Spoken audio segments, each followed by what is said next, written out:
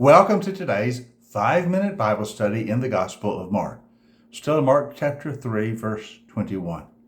Now, yesterday we started looking at this paragraph, and we see that as Jesus' ministry is growing so rapidly, large crowds are coming to hear him preach, to listen to his teaching, to see what he does, to see the miracles. But there are two sources from which obstacles arise. One of those sources is his own family. Not that they're opposed to Jesus, but they don't understand really yet who he is and what he's doing. And notice what happens, verse 21. Now, when his family heard about this, that is all the things Jesus was doing, all the crowds coming, when they heard about this, they went to take charge of him, and they said, he's out of his mind.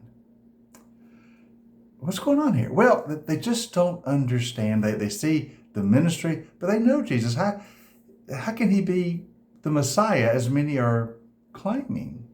He's one of theirs. Also, they see opposition growing amongst the Pharisees, and they think Jesus might be moving into a place that could bring harm to him. So in some sense, they want to protect him. They don't understand what he's doing. They do want to protect him. And they think, this phrase, he's out of his mind, they probably think he's a little bit of a fanatic. And so they come to take charge of him. That is, to bring him back home, to bring him back to where they can make sure he doesn't do anything to cause trouble for himself or for others. They come to take charge. He's out of his mind. Now notice, we go over to verse 31. It tells the conclusion of this part of the story. So Jesus' mother and his brothers have arrived. Now, Jesus' mother, of course, is Mary. It doesn't mention his father, Joseph, just his brothers. Why doesn't it mention Joseph? Well, we assume that by this time Joseph has died. We don't know that for a fact, but since Joseph is not there, he's never mentioned again in the story. After the infancy narratives and the story about Jesus in the temple as a young boy, Joseph is never mentioned again. And during Jesus' ministry, Joseph is never mentioned, but Mary is, and his brothers. So we assume Joseph has died. So Mary's there, his brothers, they're standing outside, and they sent someone in to call to him.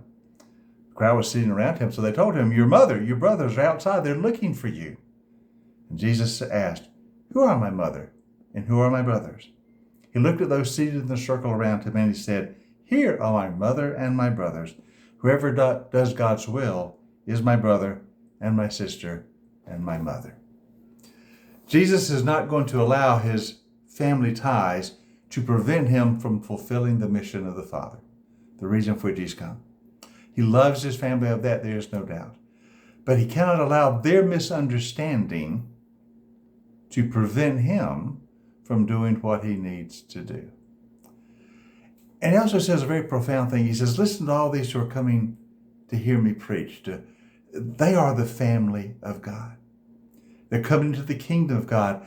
And in the new kingdom, we're all brothers and we're all sisters and we're all family.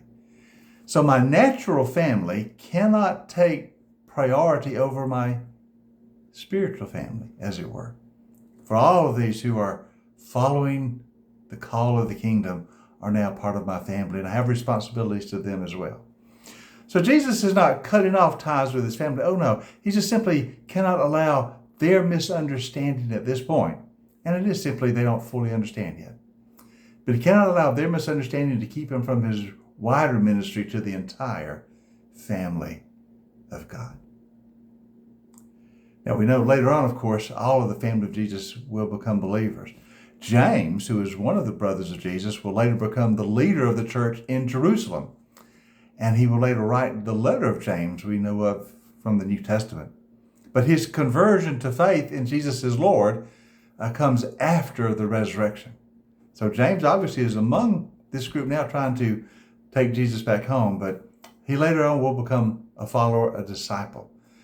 But right now, at this point, their misunderstanding is a little bit of a problem. So Jesus is simply not going to allow their inability to understand right now prevent him from fulfilling his mission to the entire family of God. And that's what he does.